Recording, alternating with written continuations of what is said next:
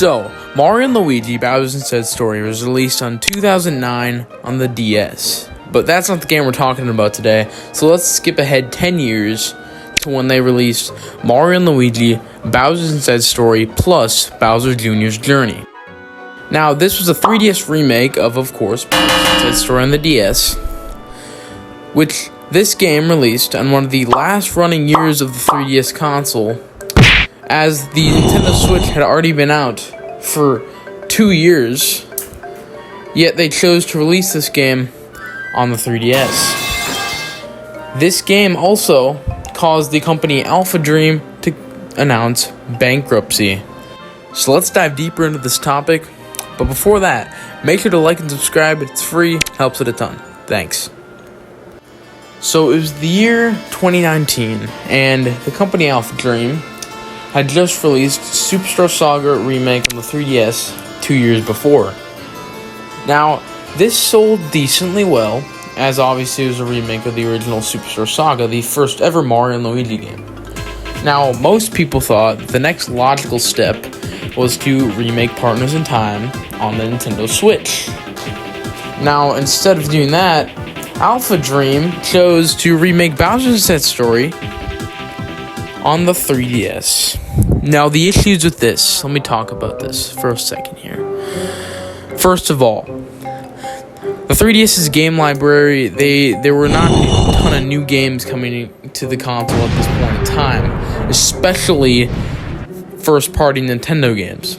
The console was at the end of its leg, and most people were playing the Nintendo Switch at the time and not buying 3DS games, because the Switch had already been out for a few years, so why would they go back?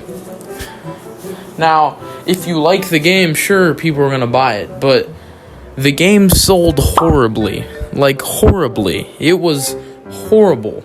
Now, I do think if this game released on the Switch, it wouldn't have failed so badly. I do think that AlphaDream would still be a thing if it was released on a Switch, because, again, like I said before, people were playing the Switch at the time, not the 3DS. The 3DS was basically dead at this point, so no clue why they released it on there. Also, a big issue people had with the game was the frame rate. Yes, and going from 60 to 30, big drop. Now, the issues, I don't really see them, but people saw lag spikes and, the classics, but we had this same thing with the Paper Mario Thousand Year Door remake, so I don't know if people are really being that mad about it, as that game was also great, so I don't see the issues there. But anyways, this was one of AlphaDream's last Nintendo games to work on. I think the last game they worked on was Mario and Sonic the Olympic Games 2020 Tokyo, and yeah, that game's something, that's for sure. But besides that, this game was just there, There wasn't much to say about it, as it was just a remake of a game people got 10 years before. It was different than, the Superstar Saga remake, which was obviously on the Game Boy Advance, not the DS. So, people could already play Bowser's Inside Story on the 3DS just using the DS cartridge. So it seemed kind of useless making a remake just for the 3DS. Now, obviously, they added Bowser Jr. Journey. It's basically just Bowser's minions. There's not much of a difference. I don't know what people are talking about. The only thing I think that's fun about it is the little story going on, but besides that, it's pretty much the same game. Build armies, fight battles, blah, blah, blah. Yeah, we get it. The game was almost gonna be good, I'd say. The game could have been a decent thing if it was released not on the 3DS.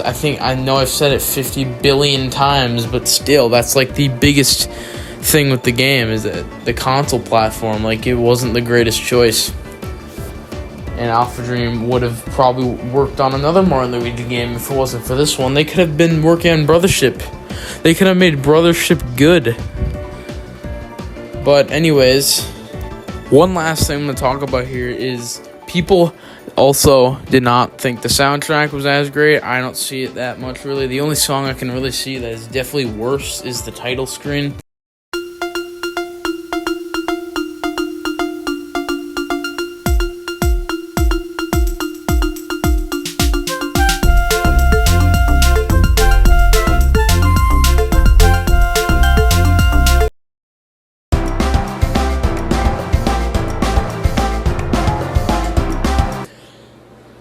you don't really hear the original in it at all. There's like a slight thing, but it's not as good whatsoever. But that's not really that big of a deal. Don't know why I was hating on so much. But anyway, this game released 2019, 2 years after the Superstar Saga remake. You'd think it could have did better, but instead it did not. Weird way to end the video, but hey, that's the video, guys. Thank you guys so much for watching. Before you leave, make sure to hit the subscribe button and wait to see more videos like this coming soon your way. Thank you guys so much for watching. See you guys in the next one. Bye bye.